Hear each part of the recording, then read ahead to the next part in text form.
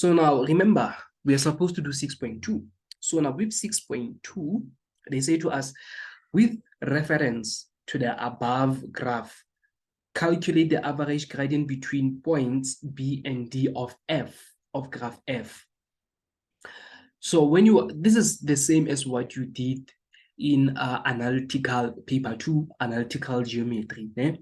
When you calculate the gradient, you need two coordinates, whereby you're going to use change in y over change in x to determine the gradient. So this is simple.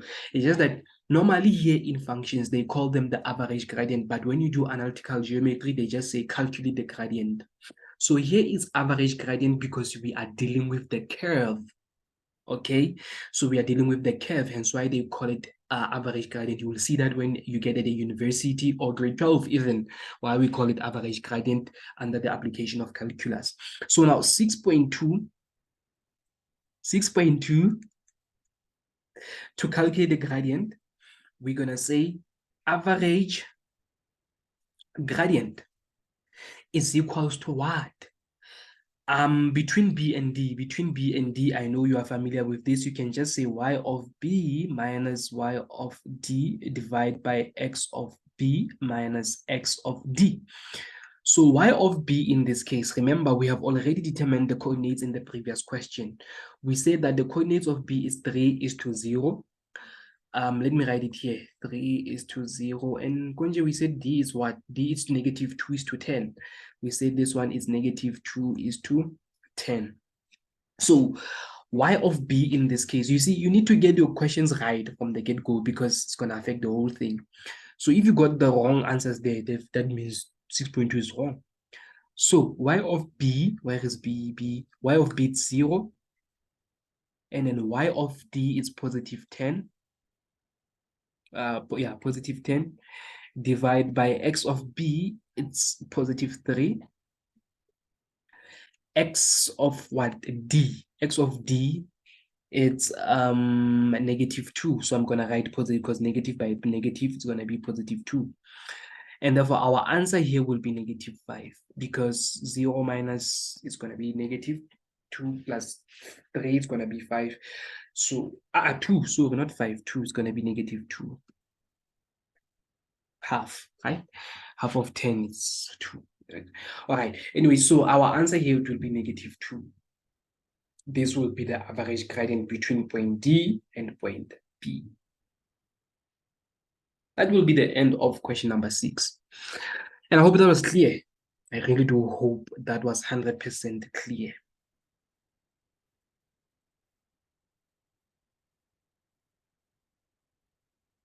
Now, we jump to question number 7. Now, this is what you call the hyperbolic function. Okay, so now this is what we call the hyperbolic function. Let me change my color there. I'll use blue. The standard form of a hyperbolic function is y is equals to a over x plus p plus q, plus or minus p. Okay, you can just use negative there, it's still fine, because we know that this p can be either positive or negative. Now, let us talk about, before I solve this question, let us talk about the basic. So now, what does the a do in this case? When the value of a is greater than 0, a gives the quadrant of the hyperbolic function curves. So now when a is greater than 0, the curves of our hyperbolic function will be on the first quadrant and the third quadrant when the a is positive, okay? But when the magnitude of a is less than 0, so that means our hyperbolic function, our curves will be on the second quadrant and the fourth quadrant when the value of a is less than 0. So that's what the value of a actually does. But the magnitude of a, it talks about how this this curve approaches y-axis. The more the value of a magnitude, maybe you have 1, 2, 3, 4, 5. When the value of a increases, our hyperbolic function tends more towards the intercepts. That's what the value of a does.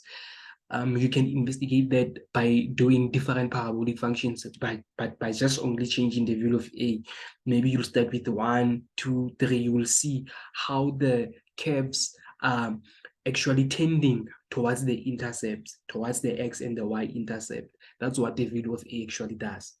But now the value of p and the q in combination, they give what we call the asymptotes. So p, it is the horizontal asymptote, which is x. Sorry, it's the vertical asymptote, p, which is x. So this is the vertical asymptote, which is p. In this case, our p, because my Cartesian plane is, I drew this graph on Cartesian plane. That means my p will be my y-axis, okay? And therefore q, it is the horizontal asymptote. In this case, my q will be my x-axis, because now in this case, we can see that our curves, they are approaching x and y. So that means here it's 0 and there it is 0. I think we all know these things, okay? All right, so now let us try to solve the question. So let me erase everything. So we are given the function, we are not given the sketch. Probably they're gonna ask us to draw a sketch, and I'm gonna teach you on how to draw a sketch of every function. What I'm gonna do here is what you can do with other functions. You don't have to draw up a table. You can, but you don't have to draw up a table where you give yourself x, -1, -2, -3, 0, 1, 2, 3. You really don't have to do that. We'll use the basics to sketch the graph, because sketching the graph sometimes it doesn't need that necessary attention, a lot of marks. So you just do it, it's fine. Because you're gonna, even when you do that, you're gonna miss important parts where they're gonna mark you. So 7.1, it says to us, determine the y-intercept of f. Each and every time when we want y-intercept, what do we do with x? We let x to be equals to 0, and therefore we go to our graph. We want to determine f at 0, which is equals to -1 over x 0 minus 3 plus 2. So f at 0 will be equals to how much? We're going to have +1 over 3 plus 2, which is going to be 6, 7. We're going to have 7 over 3. So that means f at 0, it will be 7 over 3. Question said, determine the y-intercept of f. Not the coordinates of y-intercept. Don't put your coordinates there being acting all smart. It is true, you are not wrong, but you didn't answer the question. Question said not the coordinates, said determine the y-intercept. Because we said we want, I forgot to say y-intercept. Because y-intercept is 7 over 3, not the coordinates. If they said the coordinates, we're going to say the coordinates is going to be 0 is to 7 over 3. We are answering the questions here. We are being fair. Okay, that's it. 7.2, it says to us, write down the equations of the asymptotes of f. I've just shown you how to write down the equations of the asymptotes. So the equation of asymptotes, you know what, there is something that even in grade 12, I remember back then, people confuses this. Let me show you what do I mean when I say that. Okay, let's just answer this question. I'll go back there to rectify that so that you also do not make the same mistake. So in this case, our x will be negative. Our asymptote, this thing, vertical asymptote, it's x, which is -p.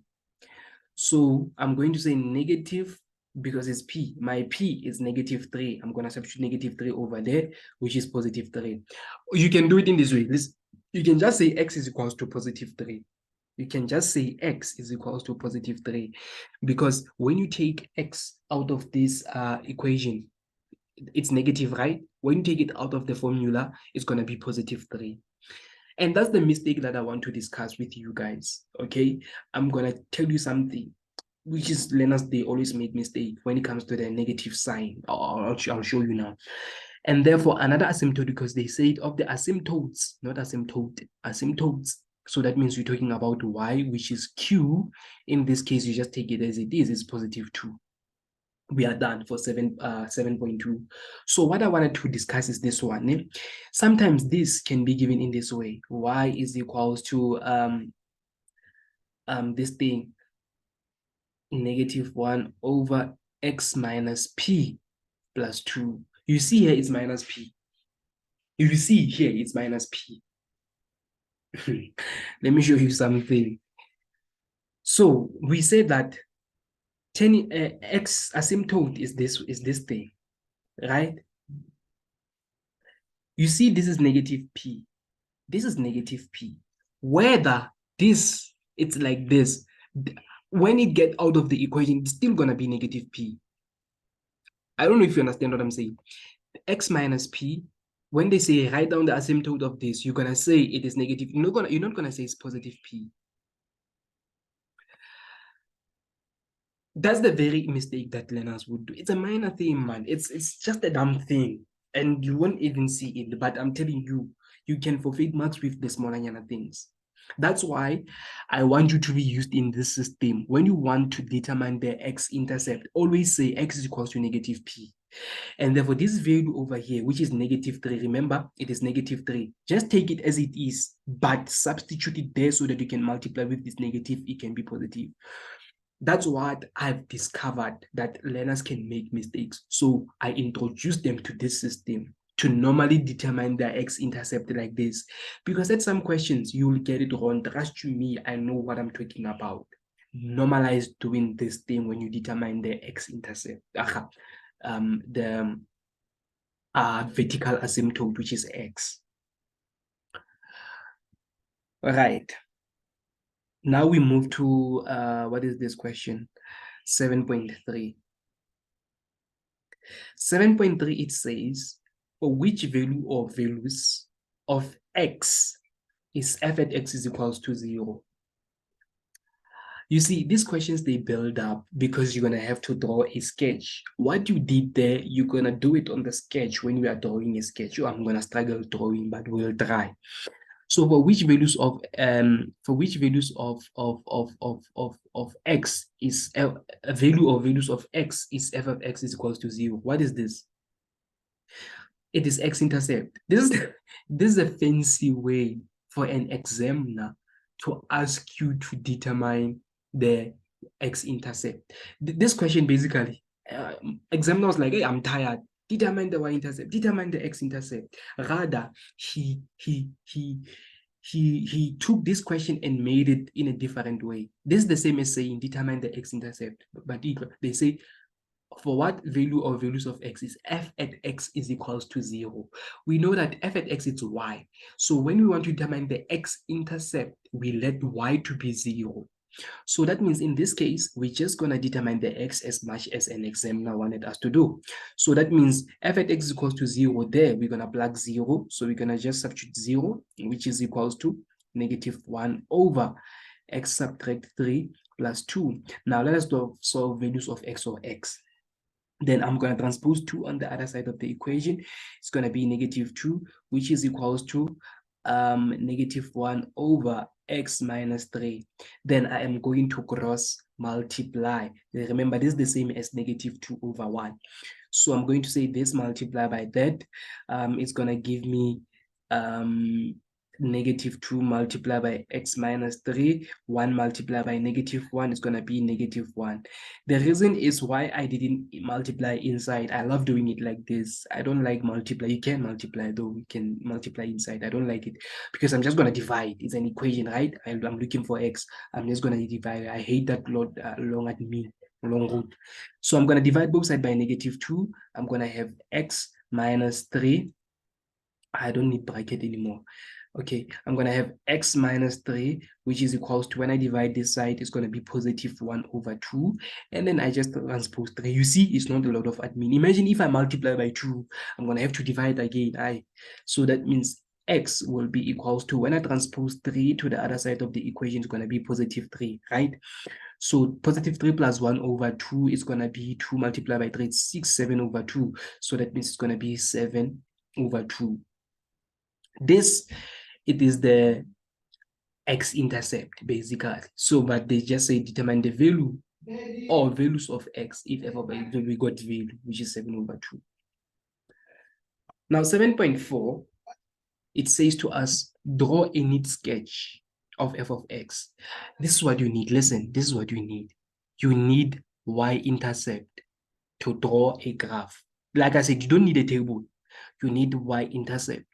You need your asymptote. You need your x-intercept. Hence why 7.1, 7.2, 7.3, you had to calculate those things so that you can use them sketching your graph. So these questions are nicer because, in fact, they give you this 14 marks is for free, man. Can you see that? So that now let's see. 7.4, we are sketching a graph, right? 7.4. You're going to open up your, oh my God, I'm going to struggle, but I'll try. You're going to open up your Cartesian plane. You're going to open up your Cartesian plane. Remember, we have x and y-intercept, and then there we're going to have x-intercept. Right. Let us try it, and then this will be origin. So first thing is you're going to plug the coordinates. Even here, you didn't calculate the coordinates, but you're going to have to plug the coordinates of y-intercept. That's the first thing.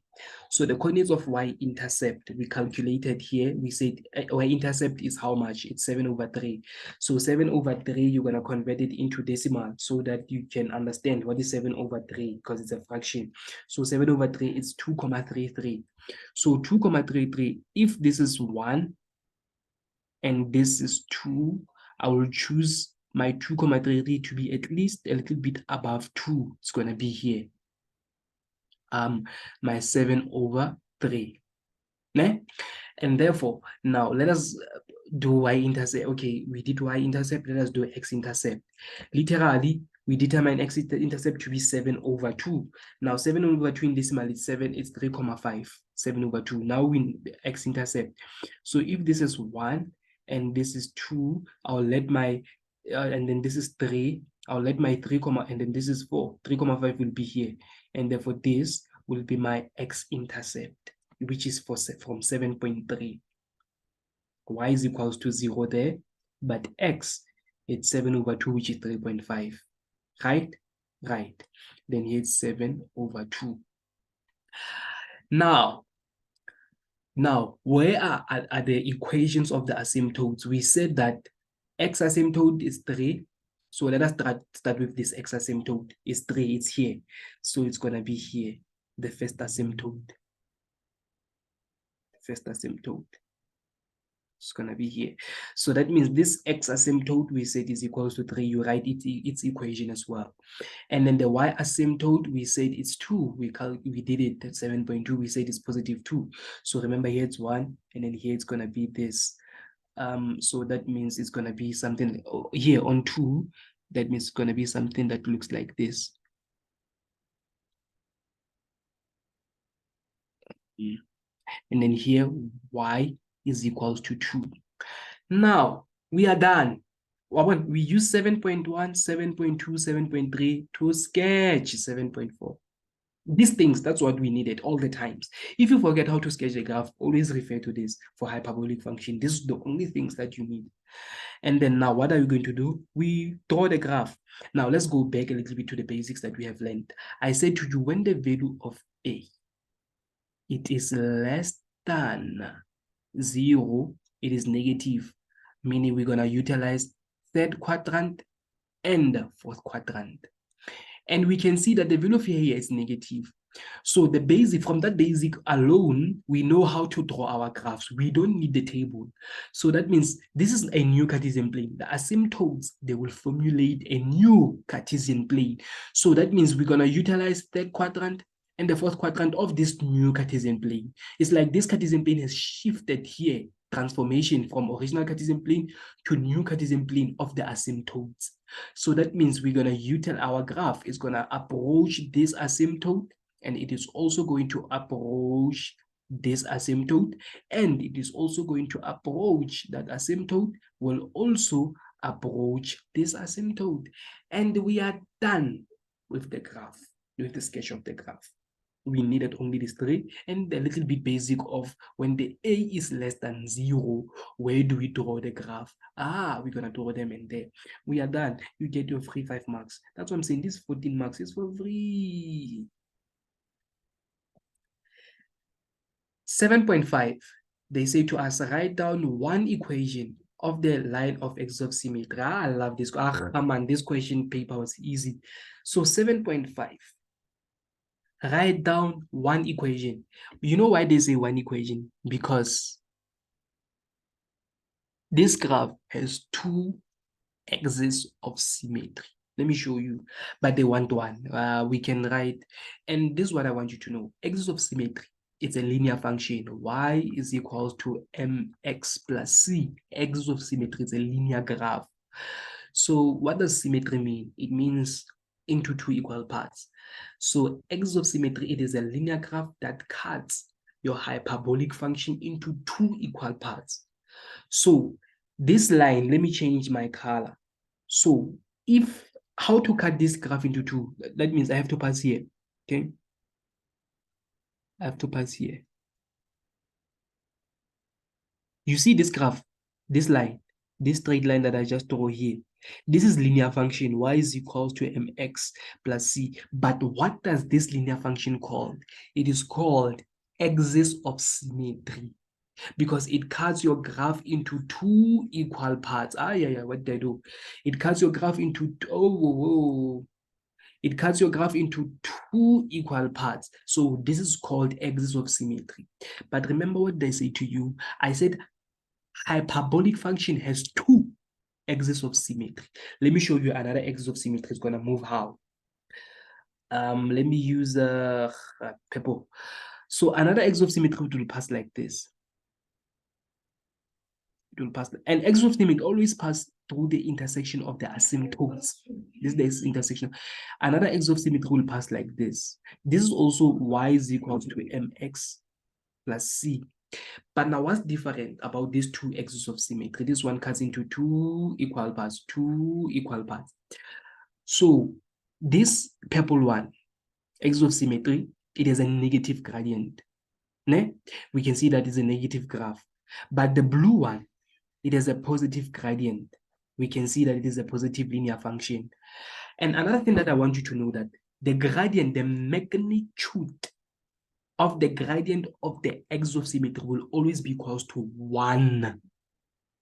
So that means this purple graph, the axis of symmetry for this purple graph, it will be y is equals to, because the gradient is negative, and remember it's 1, we're going to have negative x plus c, we don't know c. Can you see that? But for the blue one, the light blue one or sky blue one, remember, I said to you, gradient is always 1, but it's a positive gradient. So that means it will be y is equals to positive x plus c. This is a kid negative. Sometimes they can say, write down equation of a line of symmetry with negative gradient. That means you're going to draw this one. But if they say with positive gradient, you're going to draw this one. But this question didn't specify. They just said write 1. You can write 2 if you want to, but the question said write 1 equation. Whether you write with negative or positive, it's up to you. So, but we need the value of c for the equation to be complete. How are we going to determine the equation of c? You see this equation, the very same blue equation, this equation, it passes through the turning point, not the turning points. It passes through the asymptotes, but we know the coordinates of the asymptote at this point. Remember, this is 3. Remember, this is 3. Is 2.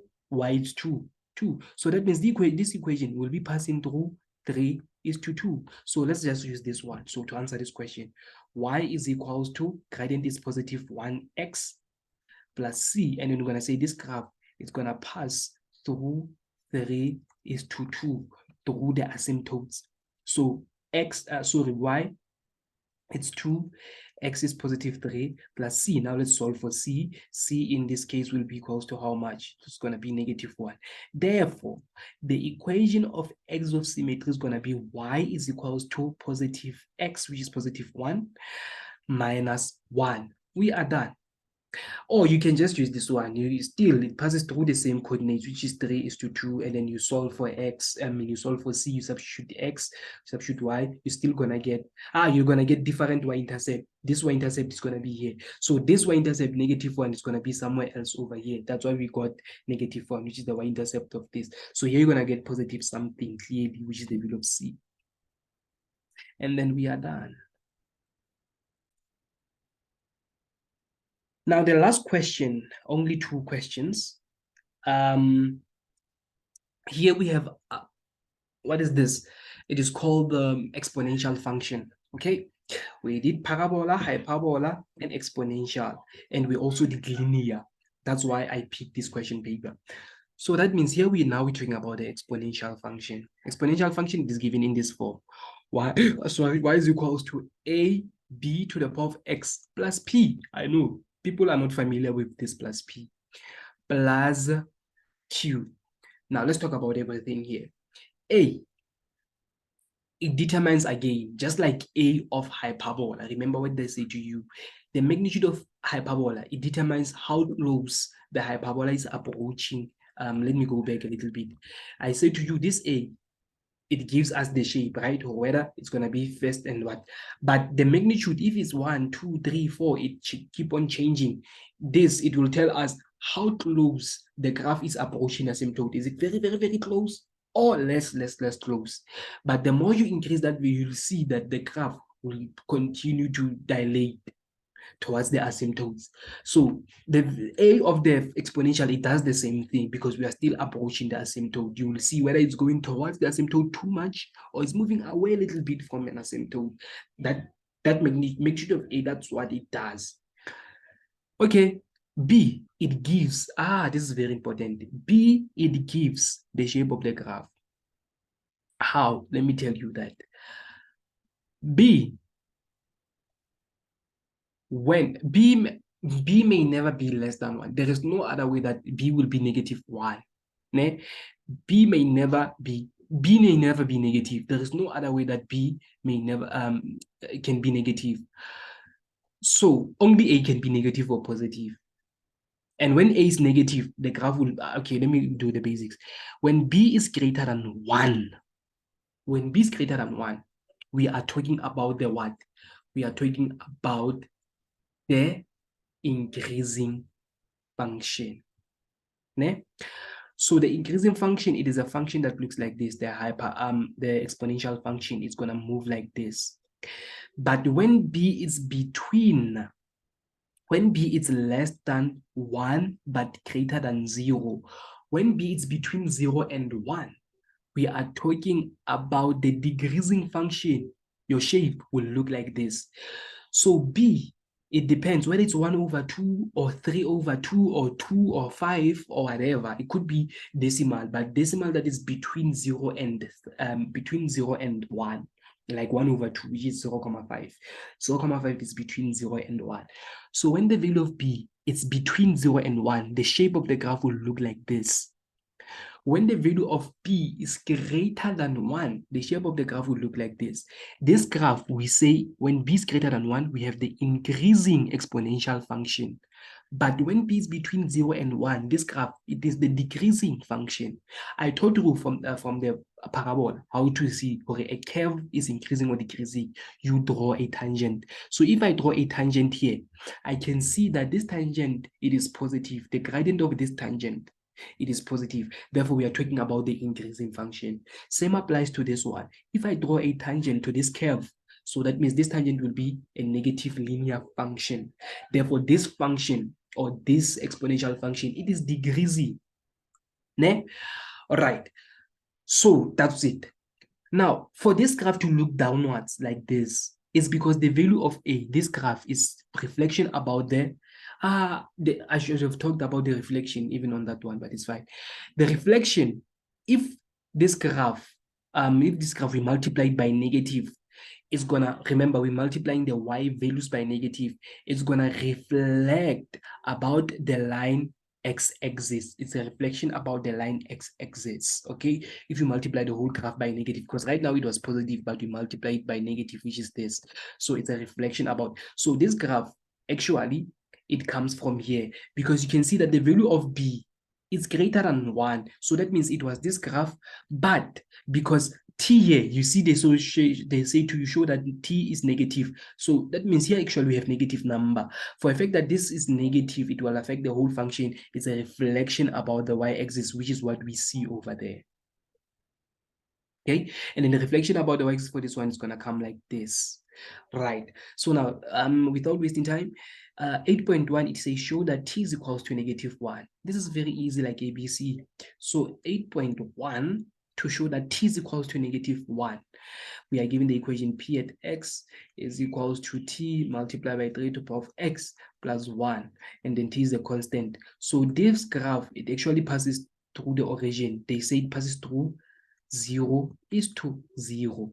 So this is x and y. So our y is 0, t, our x is 0 plus 1. So we transpose this one on the other side of the equation. It's going to be -1. What is anything to the power of 0? It's 1. Then what is 1 multiplied by t? It's t. Therefore, t is equals to -1. Hello? We just showed that t is equals to -1. And this is -1 over here. It's a reflection, this graph, that's why it is reflected about this line asymptote. Asymptote. Oh, I didn't discuss what x p, and then p here. P. I'm being fast because I can see that we left with 7 minutes. So p here, p, it's actually, what is this thing moving like this? Vertical, horizontal shift. P is for horizontal shift, left, right, left, right, left, right.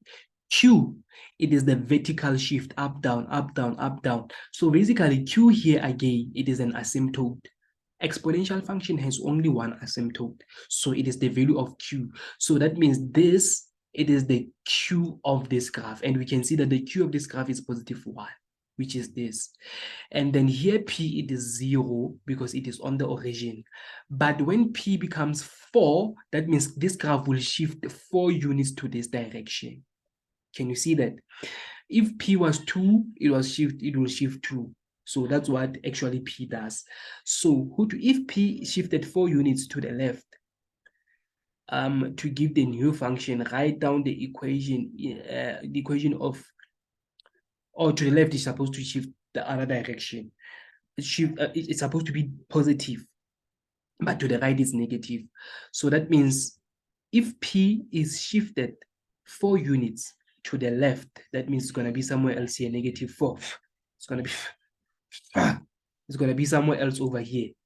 So that means if this graph we shifted, we're going to formulate new graph, which we're going to call it maybe graph of h of x. If P shifted 4 units to the left to give a new function h, write down the equation of h in the form of.